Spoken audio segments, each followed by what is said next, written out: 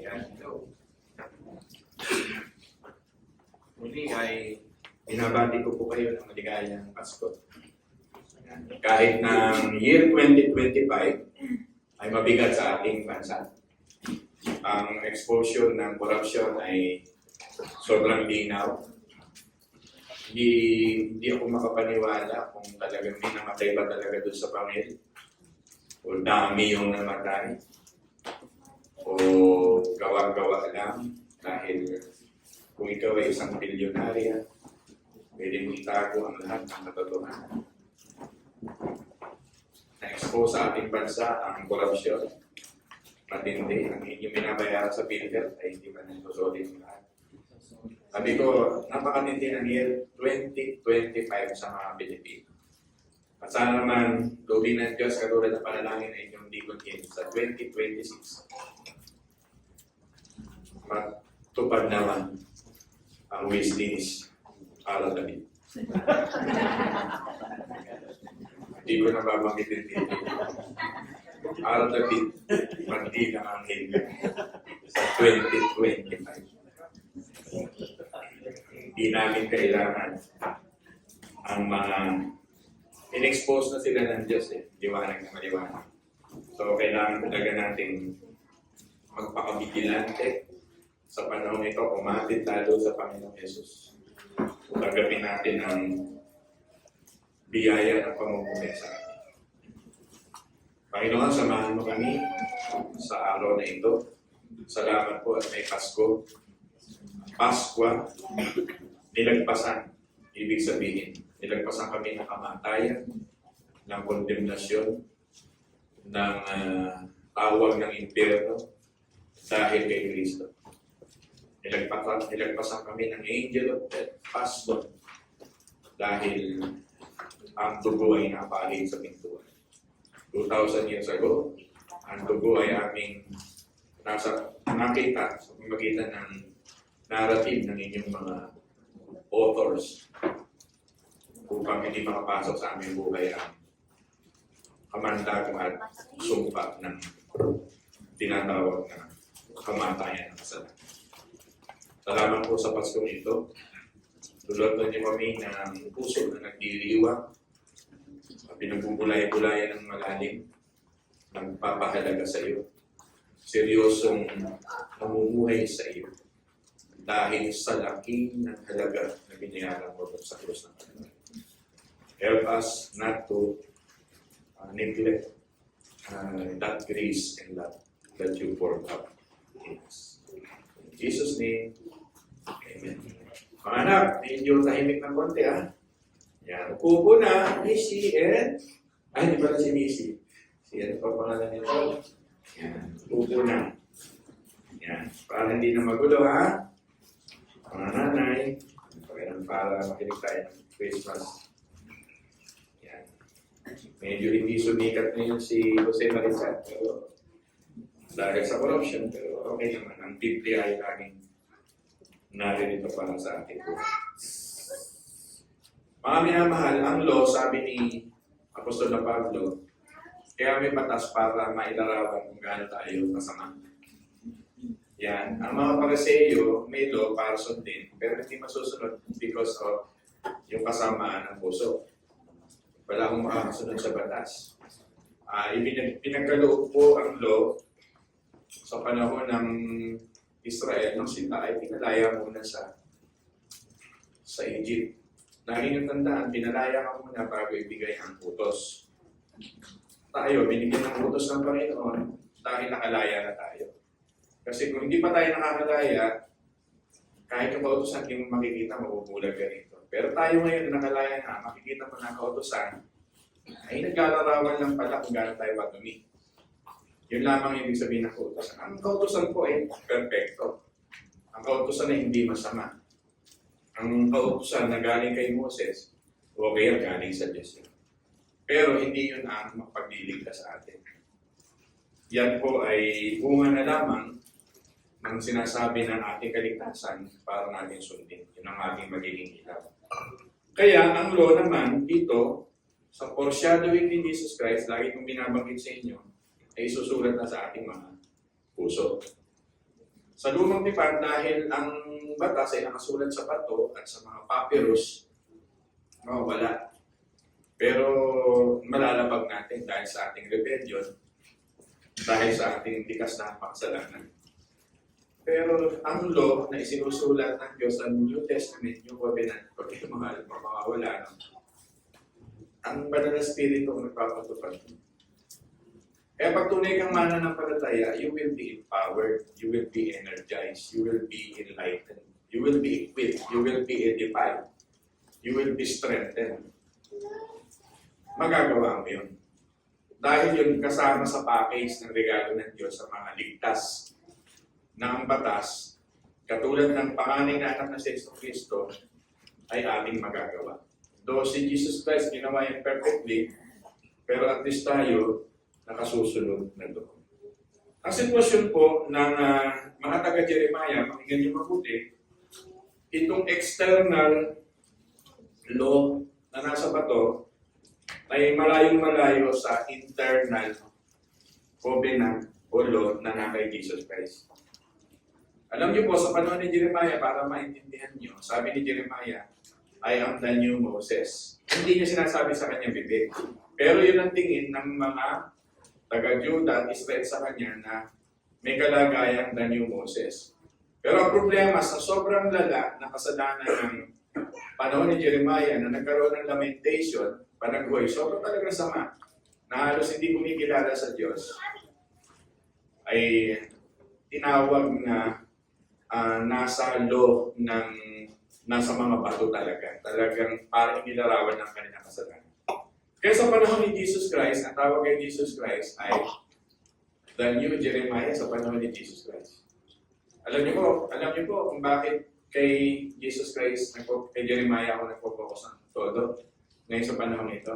Sapagkat sa panahon ng mga Hudyo, ng magkatawang tao, ang Panginoon sa Kristo, tingin sa Kanya ng mga taga-Israel, ng sinumang tao, siya ang the new Jeremiah. Di po lang yung isip niyo. Yung ginawa na itinuro sa inyo ng inyong elder po na similarity ay similar na similar. Hindi lang nabanggit ng inyong elder po yung singleness. Single siya si Jeremiah. Wala kayong makikita mga propeta na maalala niyo bigla, sino ba yung single dito? Agad makikita niyo si Jeremiah. Sino ba ang single sa panahon ng New Testament? Si Jesus Christ. Ibig lang sabihin, kasal si Jeremiah sa Israel. Larawan yun. Naghihintay siya ng betrothal sa Israel. At si Jesus Christ naman sa church. Ano tawag sa atin? Bride of Christ.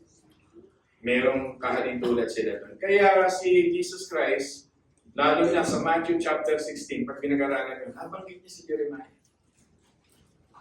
Wala mo na lang sabihin, parang paborito propeta ni Jesus Christ si Jeremiah, if you study it well. Yung persecution ni Jeremiah, kamukha rin ang persecution ni Jesus Christ. Yung mga namamatay ng mga bata, may panahon din sa panahon ni Jesus Christ ay namamatay ang mga bata. So much for that. Ang gusto ko lang sabihin sa inyo, napakita na lang yung elder mo yung ilang similarity. Parang the new Jeremiah si Jesus Christ na masyadong may condemnation yung mga tao. Walang pag-asa yung mga tao. Sobrang lupit na kasalanan ng mga tao. Pareho silang nag-message about judgment and condemnation. Pero sa New Covenant, si Jesus Christ ang humarap ng lahat ng ito.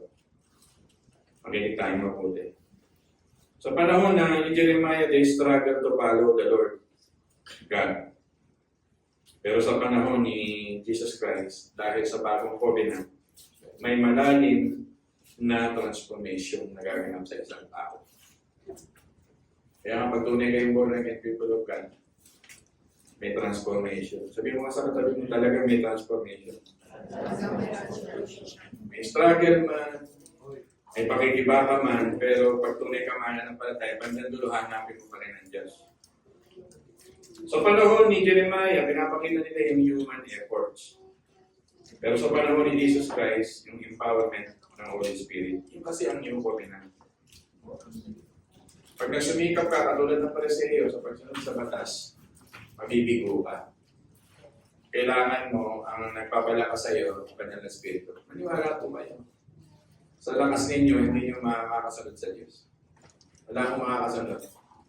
Lalo na pag pinag-aralan nyo yung depravity of man. Pastor, what is depravity of man? Yung ganap natin pagiging masama. Lahat po tayo talaga masama. Wala akong malinis sa atin kahit si Pastor Ariel. Hindi pwede tumayo tayo dito malinis. Naging malinis lang tayo dahil sa empowerment naman ng Espiritu ng Diyos. Kaya sa isang church, may nagmayabang na malinis ako, wala mga tama. Ako lang ang superior ng kalinisan. Delikado yun. Masisira na natin yung tulip, total depravity of human being. That's why we need the new covenant. Kaya kayo, kung kayo makasalanan, huwag kayong tatakot. Itong lugar natin ay grupo ng mga makasalanan. Amen ba doon? Kaya lang, parang binabalansin ko pagtuturo. Pag ako naturo kasi na ito, grupo lang ng mga banal na tao. Delikado tayo doon. Hindi ganun ang church. Kaya nga kailangan natin ng new covenant. May hinihingal ako ng konti. Excited siguro ako dahil ako mananalo siya. Kahit ako yung pastor niya na may kapaparin ako, tumatayo sa harap talaga. Kahit 30 years na yung service, hindi ganyan talagang pagkakanda. Sa panahon na Jeremiah, may meditation by the priest. Di ba? Parang nang malapit ka, ay, mediation by the priest. Kailangan mag-mediate ng priest para turo ng Romano Catholic. Kailangan nag-mediate, namamagitan ng pare. Pero sa panahon ni Jesus Christ, we can go to Christ and it is possible anytime. May po ba doon? Jeremiah 31 verse 33 is a very beautiful passage and promises. Lilikhaan tayo ng bagong puso ng Panginoon. Tawag po rito born again. In a theological term, new birth, newness of life. Kaya pag born again tayo, yung po ang promise na Diyos sa atin. Newness, new birth. New heart. Posible na. So, ano po ang ibig sabihin pag may new heart? Dahil si Kristo nanahawag sa lupa, nagsakripisyo, siya ang malap sa Diyos, pinili niya tayo. Anong ibig sabihin, Pastor, nito? That new heart wants to obey the Lord. Yun lang po yun. That new heart wants to follow the Lord. New heart din. Hindi mo i-disobey yun kasi doon tipan style yun. Talaga magkakaroon ka ng design.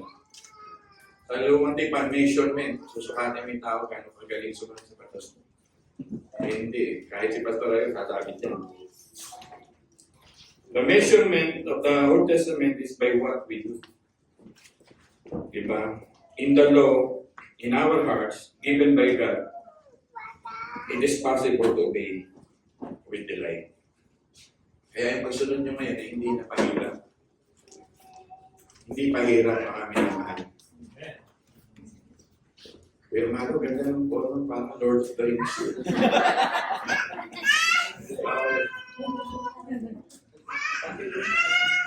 Purihin ang Panginoon. Dati, how to do the least in life. Here po, pag maging member ng church na how to do the least. Yan, binabalasin ko pagtuturo sa inyo. Katatapos ko lang kasi ang introduction ng Jeremiah. Introduction ko lang, tinutulong sa inyo. 20 days introduction.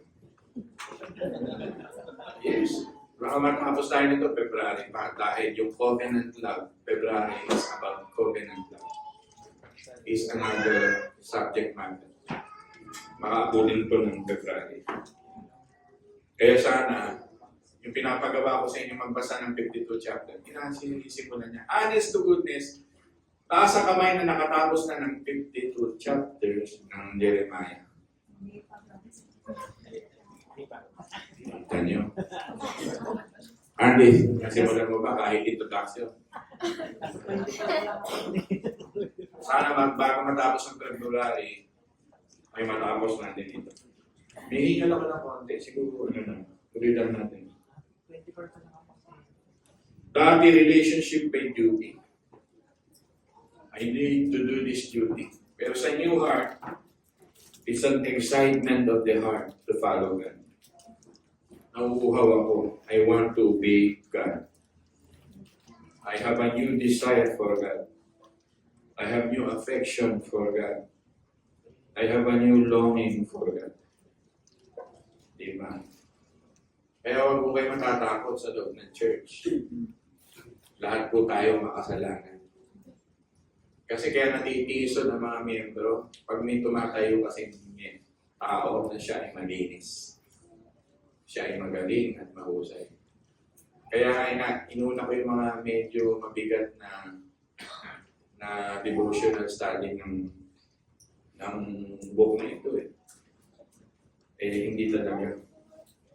Pero pag may new desire ka sa God, hindi ka nasasaway ni Pastor. Pag bago na yung puso mo, wala kahirap-hirap na ikaw ay pasunurin. Pag mahal mo ang magulang mo, yung anak, wala kahirap-hirap. Anak, bumili ka nga ng kailangan natin magluto, wala tayong bawang ng sibuyas. Pero pag baylo, susunod sa iyo, pero ang mukha nun, nagko-computer, inutusan, sabi niya, sa kalye pa lang yun. Nautusan na ba kayo habang naghuhugas kayo ng plato, kulang na pasagin yung plato, dalayan yung gawin. Nagwawalis kayo ng magulang yung habang nagwawalis kayo. Hindi na pa ako magwawalis na pala. Pag mahal mo yung magulang mo, it is easy na utusan. Sino sa inyo mga anak ay matigas sa ulo pag inutusan?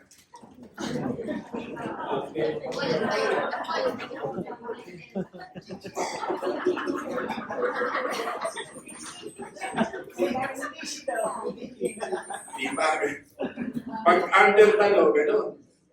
Pero pag mahal mo isang bagay, magagawa mo din. Ako mahal ko si Lord gusto kong mahalin siya ng passionate habang nabubuhay ako. 54 na ako so. Pero need to love you more ba? Paano ba? Talagang ilalaan mo yung oras mo sa pagtuklas sa kanya na may delight na hindi ka napapagod. Yan kasi yung bago nating puso. Dati, sabi mo, I want that. Diba? Dati may mga ganyan tayong puso. Now, you can say, I don't want that. Alam mo yung kaharap mo ay pleasure ng mundo, idolatry ng mundo. Pag na kay Kristo, sasabihin mo, I don't want that. Pero pagka ikaw ay wala kay Kristo, I want that, I want that, I want that. Lalo na yung Pasko. Diba? Ngayon, lalo na yung Pasko, siguro nakaplano mamayang gabi kayo. Saan kayo pupunta kaya? Siya, pag walang pera, bench. Pero saan tayo pupunta mamaya? Mango, Uniqlo, paborito ng candies, H&M. Ngayong week sa akin pumunta, Divisoria, Pastor. Okay lang yun. Pero pagka born again ka na, gusto ko sabihin sa inyo, I don't want that. Pwede mo nang masabi. Lalo na kung ito ay too much at hindi na magkakagaga sa ating buhay. Kasi ngayon, ang gusto mo na, sabihin mo, I want Jesus. I want Jesus. Pagka ang law, ready na sa heart, gano'n na. Hindi na sa'yo pahirap ang pagpunta sa church. Hindi na religion ang practice mo, kundi delight mo. Kaya makapunta ako sa church, may celebration kami, may pansin, isda, may kabatid sa Panginoon.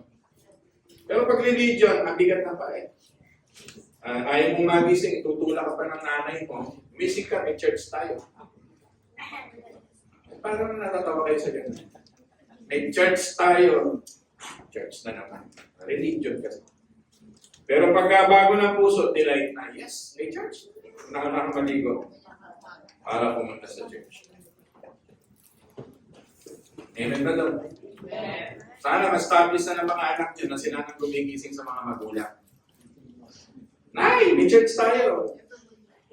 Facebook kasi ng Facebook kagabi, Nay.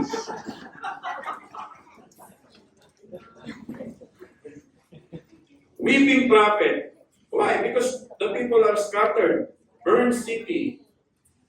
Talagang terrible and temple shattered. So nakita ni Jeremiah, yung isang dream ng Jeremiah 30. Kasi tingin niya wala nang pag-asa yung mga tao.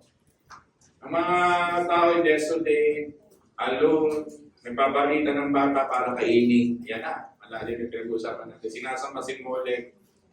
Sinulat ang Panagaway Lamentation dahil sobrang nilang iyak dahil masama ang kanilang bansa. Pero dumating yung organic vision. Sabi ko nga kaninang umaga, internalization of Jeremiah that there is hope in a new covenant. Nakikita niya na may Son of God na parating. Ginagawa ngayon niya yung pattern. Ang ginagawa lang ni Jeremiah ay ang pattern na gagawin ng tunay na foreshadowing fulfillment. Pinapattern niya muna si Moses, pero si Jeremiah, pinapattern niya yung darating na tunay na pag-asa. Yun yung Pasko si Jesus Christ. Kaya hindi ho aksidente na isinulat yung Jeremiah 31, there will be a new covenant. Pag binasa niyo yung 1 Corinthians chapter 11, under the new covenant, we celebrate the cup, the suffering of Christ and His blood. Di ba lagi yung binabanggit yun? Nasa 1 Corinthians chapter 11. Sa bagong tipan. Kaya nga may bagong tipan, si Kristo. Pinapattern lang yung kilos ni Jeremiah sa tunay na may fulfillment na si Jesus Christ. Ang tawag ko rito ay breathtaking reversal. Kahit durug-durug ang kanilang mga puso, they see the hope through the coming Son, Jesus Christ. Wala namang pag-asa ang ating bansa maliban kay Kristo. Totoo po yan. Ang lahat ng tao, ang pag-asa natin si Kristo lamang. Siya lamang ang tanging daan, buhay at katotohanan. God, sabi niya, instead of offering my rules, I will offer my relationship to human being. And that is a new heart. Kaya sa church, hindi pwede yung policy. Sa church, hindi pwede yung legalist under the law. Na i-measure mo yung kapatid mo under the law. Mabibiktima tayo na hindi natin mababalansin. Dumarating yun, natutugso tayo, pero sana season lang, pero mawala din soon. Kasi nga may law para maging maayos, pero sakto may message mo kanina, we are more conquered by the love, by the grace, by the mercy of God. Kaya sabi ng Panginoon, rather than offering more rules, na hindi naman nila magawa, I will offer my Son. So that we can have relationship with God. Amen ba doon? Yeah. I want a community, sabi ng God, who burn by my intimacy and love. Kaya nga sabi dito, ang unang mensahe ng inyong elder, Amado, knowing God, and they will know me personally. Nabasa niyo yun? Nasa Jeremiah 31, 33, 34. Makikilala nila ako kahit bata, personally. Pastor, ang ibig sabihin nito, dinidismiss ba ng Diyos ang law? Nire-refuse ba ng Diyos ang law? No. Ang binibigay sa atin ng Panginoon ay ang kanyang anak para magtupad ng law. Kailangan kasi may makatupad ng law. Ang tanong ko sa inyo, nakatupad ba kayo sa law? May makakatupad pa sa law? Sagot. Pag naging membro ka ng dating daan, nasusundin mo ang lahat ng mga utos, magagawa mo? Pag naging miyembro ka ng Iglesia ni Cristo, na by cover, na pinasusunod sa iyo ang lahat ng law, magagawa mo kaya? Pag miyembro ka ng Roman Catholicism, ng Jehovah's Witnesses, ng Islamic movement, na para malapit sa Diyos, kailangan to obey the law, magagawa mo kaya? Hindi nga eh. Imposible. Kaya nga ang ginawa ng Diyos ang posible na kanyang anak ay ipinadala niya for us na maging Emmanuel. Siya yung gaganap ngayon ng law. Yung 30 years living on this planet, 30 years of perfection obeying the law. Kaya nga yung righteous branch na binanggit sa inyo ng sigwa kung sinantan kagabi, kung nakinig kayo, pinakinggan niyo ba? Hindi kayo, pagka hindi kayo nakinig kay Tantan, papakit kayo. Ibig sabihin nito, yung perfectness na righteousness embodied by our Lord Jesus Christ, nagawa niya lahat yun para magbunga tayong muli. Kaya nga branch, ibig sabihin, nakakonekta tayo sa Diyos, mamumunga yung branch na yun. Pag nakakonekta tayo kay Kristo, that righteousness will bloom and bloom and bloom as fruit of the Spirit in our lives. Ang hinihingi lang sa atin ng Panginoon, repentance, awakening, and remembering. Remember my covenant. Kaya nga tayo may Lord's Supper para alalahanin mo yung pag-ibig, awa, biyaya ng Diyos. Kailangan magising ng banal na spirito ang ating puso. Sabi nga ng inyong tinuro ni Ate Dain ng araw, the indwelling of the Holy Spirit. Ako, di ako kumakalimot ng mga aral, mga minamahal, sapagkat mahalaga yan. At pagsisihan natin ang ating mga kasalanan upang tayo ay ma-motivate lalo ng bagong pagkatao. Pinapakita rito ni Jeremiah ang broken bread sa katawan ni Kristo. Pero ang ibig sabihin ng perfection o following the law. God will remake us in Christ. New. God will relax us in Christ. Hindi kami parang kailangan makasunod ako. Imagine mo, isa kang anak na sumusunod sa magulang dahil takot na takot ka sa magulang. Yung takot na nininervyos. Hindi ko nakita kailanman sa anak ko naninervyos sa akin. Nininervyos ako. Magalit si tatay, si papa. Hamunin pa ako niyan eh. Wait. Kaya ko sundin yan, wait lang, hindi muna ngayon.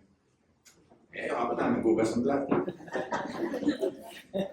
Ibig sabihin, di ba, ang hirap naman sumusunod ka, pero under by fear. Kung authority ka, kung boss kayo sa kumpanya, ano gusto niyo? Motivated by love yung tao o by fear? Masusunod, magagawa ang trabaho. Pero ikaw, sabi ng puso mo, tama po ba? Ayoko naman maging pastor niyo dahil sumusunod kayo sa akin, tatakot ka kay pastor.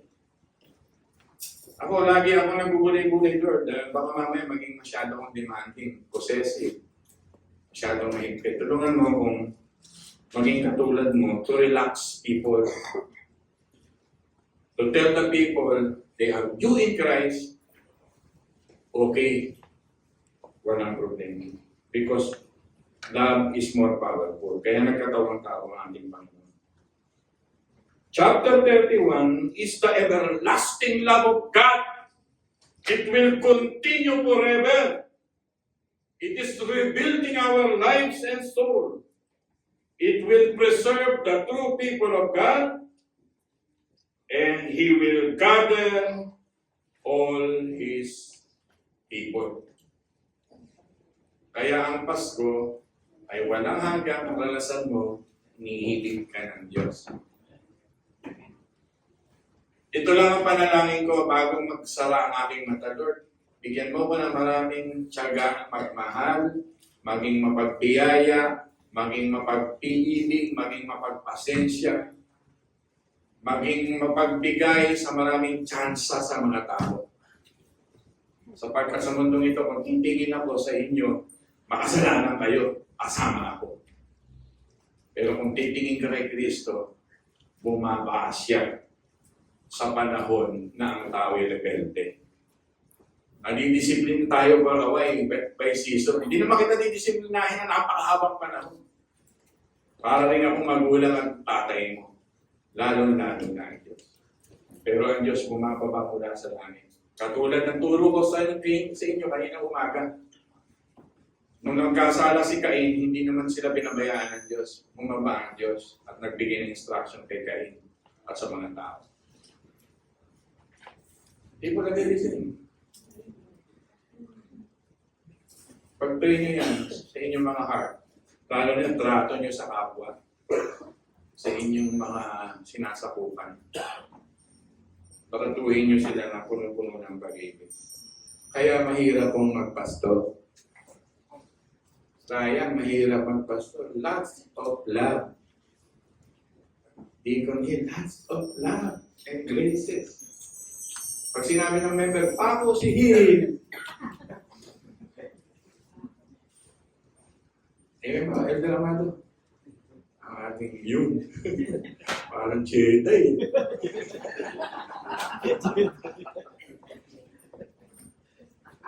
Alam mo na free ng Diyos ang heart ko in this very, very moment. Kasi ang kasalanan ng tao, pinatitigas din ng puso ko. Pinatitigas ang puso ko ng Diablo dahil sa kasalanan ng tao. Pero kung titignan ko sa sarili ko, kasalanan din naman ako. Niligtas ako ng Diyos.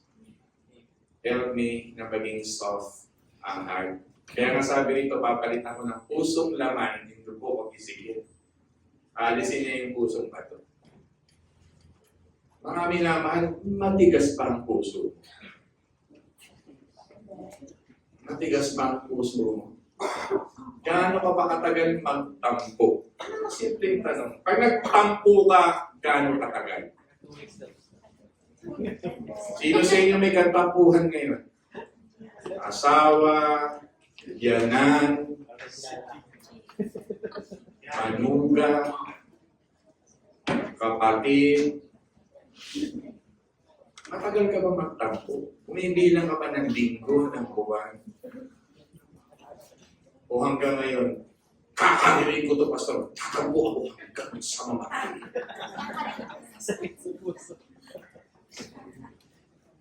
Malaya na po tayo kay Kristo. Amen ba? Amen.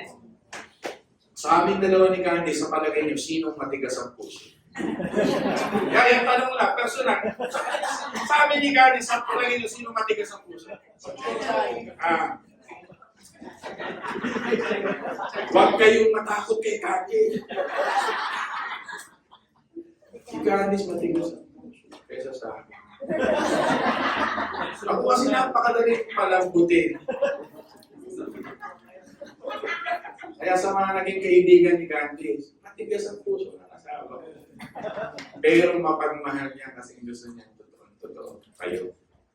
Pero I hope, bago matapos ang taon na ito, we love each other. Amen ba doon? Amen! Masarap na message niya, we love each other matapos ang taon. Kasi pag natatapos ang taon, nagpapatawaran na yan eh. Hindi na mga naniningil ng mga kasalanan ng kapwa. Kasi binayaran nga ni Kristo sa krus eh. Pero utang ba yan? Ako naman pag nagmahal ng kaibigan, mahal ko talaga. Aalay ko talaga ang buhay ko kung mahal.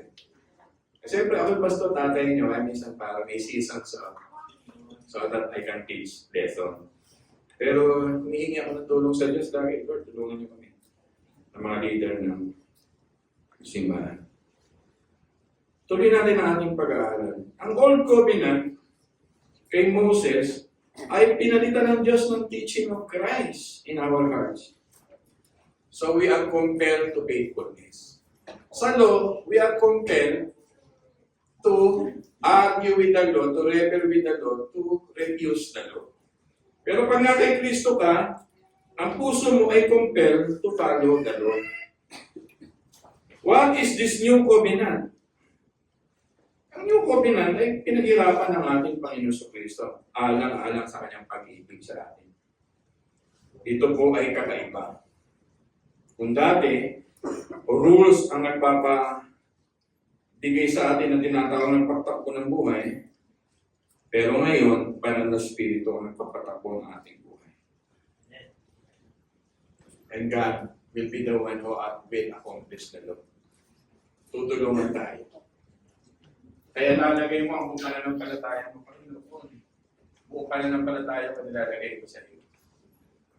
Natapos mo yung gawain nilalagay ko po, Panginoon.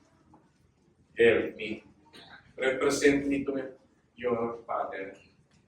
Kaya nga tayo mananampalataya. People are listening. Yan ang Pasko, mga minamahal, ino-offer na ni Jesus Christ ang lahat ng hope sa mga oras at sandaling ito. Pagka naging legalista ka at mahilig ka sa mga batas-batas at sukat-sukat, you will keep your distance to God. But if you trust God and put your faith in our Lord Jesus Christ, you will keep the covenant. Salamat po, Panginoon, for offering a deep relationship. Imagine mo, nag-offer ang Diyos na mahal ka, kahit rebelde ka. Diba? His arrival, the gospel. At sabi niya sa iyo, I want to be with you. I am Emmanuel. Enlightening. That is Christmas. He became flesh to be with me. The world became flesh, carne, to be with me. Imagine mo yung naghihirap tayo. Pakinig kayo mabuti. Imagine mo, niluluko tayo ng gobyerno. Imagine mo, may sakit ang pamilya mo. Imagine mo, may sakit ka. Diba, imagine mo, nagugutom tayo minsan dumating. Imagine mo, may mga pagsubok tayo sa buhay. Tapos nagkatawang tao ang Diyos para damayan. Hindi ba Pasko yung... Sabi nga sa Hebrew chapter 4, He came to empathize with us. Hindi ko ma-arok yun, contain sa aming heart. Kung marami kang hugot sa buhay, marami kang dinadaanan sa buhay, ang ating Panginoon ay nagkatawang tao, para maranasan ang nararanasan. Ang nakaupo sa Malacanang ay pinalaking mayaman. Hindi sanay sa hirap. Ang mga marami nating mga anak sa congressman na mayayaman, hindi nakatikim na mahirap na buhay. Namumuno sila. Paano nila maririnig? Hindi nila alam ang ibig sabihin na naguulam ng kape. Hindi nila alam ang ibig sabihin hindi nakakabayad ng bahay. Hindi nila alam ang ibig sabihin ng walang maibayad sa ospital ng mga tao. Pero ang Diyos nagkatawang tao, mahirap na tao, pinanganak sa sabsaban, nilunggay, walang matiran, ni walang una na mahigaan. Pinako sa krus, pinagsamantalahan, binugbog. Hindi ba mararamdaman ng Diyos ang nararamdaman mo ngayon? Amen ba daw? So He hears our cry like Abel. Umiiyak ang kanyang dugo. Narinig ng Diyos at ang Diyos ay nanaog sa lupa. Umiiyak ang maraming slave ng mga taga-Hudyo sa panahon ng Egypt. For 400 years in slavery, narinig ng Diyos at pinadala ng Diyos si Moses to foreshadow our Lord Jesus Christ as the Savior of the world. He comes down in a chaotic world. People are you listening? Lapit na ako matapos. Katulad ng sabi ko sa inyo kaninang umaga sa devotion. Nagkagulo sa labas ng bahay ninyo, may rambulan. Magulo. Lalabas ka ba? Taas ang kamay ng lalabas pag may nakita ng gulo sa loob ng bahay, nagkakabulan. Diyan lang ang lalabas. Paano din? Lalabas ka ba? Nasa 4th floor ka, bababa ka, nagkakagulo sa baba. Gulong mo gulo, lalabas ka ba? Ano ang natural reaction mo? Video. Hindi ka lalabas, di ba? The new covenant means lumabas ang Diyos. Nanawag ang Diyos at sumali sa gulo. Dahil alam niyang mahihirapan tayo sa gulong yun. Imagine mo, pinaglilingkuran ng hari, ng mga hari Diyos, ng mga Diyos, ng lahat, laksa-laksang mga ngayon. Kung ano yung pinakamasarap na buhay sa kaluwalhatian, ay iniwan niya, Philippians chapter 2, para sumali sa gulo ng tao. Hindi mo ba i-celebrate ang Pasko? That is the picture of my God and you. He comes down in this chaotic world to being bold. He becomes so vulnerable even to the point of death. Last statement, binanggit ko kanina umaga. Nagkasala ang tao, pinalayas. Alam niyo ang kwento? At may anghel doon para hindi ka makabalik. Nabasa niyo po ba yan? Genesis. Ano yung nilagay ng Diyos doon sa gate? Isang anghel na merong flaming sword. Meaning to say, hindi ka na makakabalik. Sa puso mo, ideal to be doon, paradise. Wow, sarap doon sana. Sa labas doon, ay sa loob doon, ato ng langit, ano ng buhay. Ideal. Lumabas siya sa realidad na ng pagkakahulog sa kasalanan. People listen. Ano yung pagkakahulog sa kasalanan? Ano ginagawa ni Adan sa mga panahon niya para mabuhay? Magbungkal ng lupa. Mahirapang manganak, magtrabaho, mapagod sa kahirapan. So reality yun. In Christ, people of God, it becomes an ideal and reality. Nung si Kristo ipako sa krus, nahati yung kurtina, may tumawid at tunay namang may namatay. Sino yung namatay? Siya. Larawan, theologically, symbolically, logically. Namatay siya para tayo makatawid doon sa idea. And that is our Lord Jesus Christ giving us the new covenant. Amen po ba daw? Amen. Salamat sa Pasko nito. Sabihin nyo sa katabi mo, Merry Christmas! Merry Christmas! Alam nyo, kahit wala kayo matanggap na gift mamaya, iyak nyo na lang.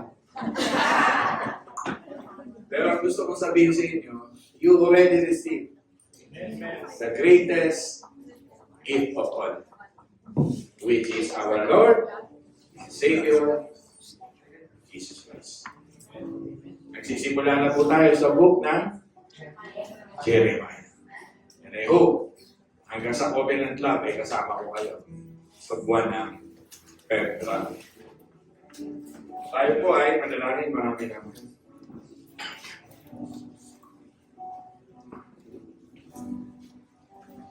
Panginoon, kami po'y makalat because we are under the new covenant.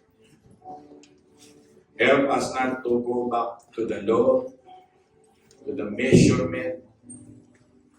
Patawarin mo kami kung may mga kapatiran, akala namin kami si Pedro at nagtatanong pa sa iyo ilang beses pa namin patatawarin. Hanggang pito po ba, Panginoon Jesus?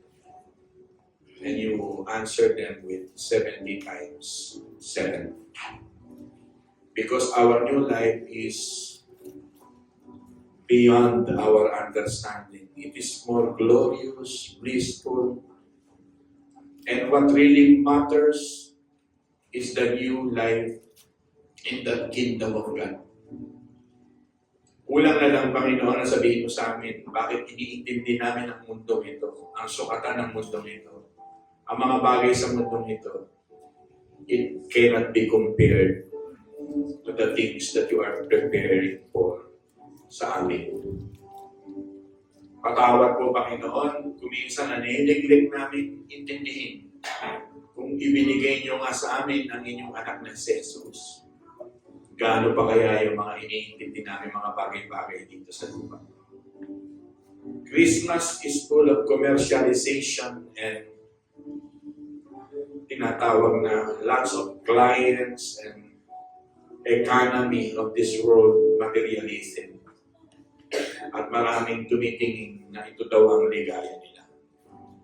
It is enough for us to realize this morning that our Lord Jesus Christ, He gave everything to us. And in Him, we have everything. Kaya tulungan niyo ang inyong mga anak na maging masaya pa rin, maging mapagdiwang pa rin, celebrate namin ang Pasko, pero baon-baon namin sa loob naming puso ang gospel. That ideal and reality in Christ is indeed possible. Kaya maraming salamat po, Panginoon, for this greatest gift na pinagkaloob sa amin. Your Son, Jesus Christ. Ang lahat po ay magsabi na, awitan natin ang Panginoon.